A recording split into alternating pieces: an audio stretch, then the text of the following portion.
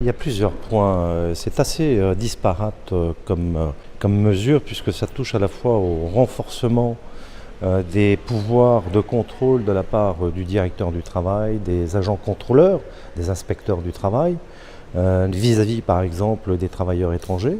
Il faut quand même que notre réglementation les y autorise. C'est pareil également en matière de manipulation de produits dangereux. Il faut absolument que les sanctions soient au regard évidemment de ces situations de transgression parfois des règles. C'est notamment le cas lorsqu'on est exposé à l'amiante, ou c'est le cas des journalistes, puisque nous avons décidé au niveau du gouvernement de transférer ce texte qui permet d'apporter une plus grande protection des journalistes dans notre pays au regard de leur indépendance d'opinion et de pensée. C'est vrai que c'est un sujet qui a fait l'objet, je dirais, de grandes discussions, parfois même d'un peu de polémique.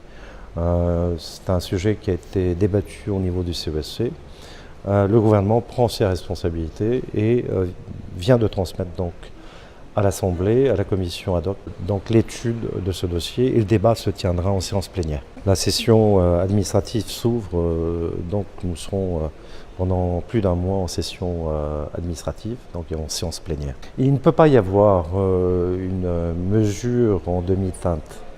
On ne peut pas dire il faut protéger les journalistes et en même temps enlever tous les ressorts qui permettent cette protection.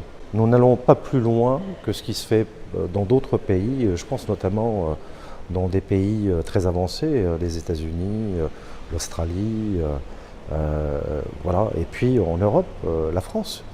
Il n'y a aucune raison, alors que nous sommes en République ici en Polynésie française, que nous ayons une situation disparate avec des journalistes de deuxième catégorie.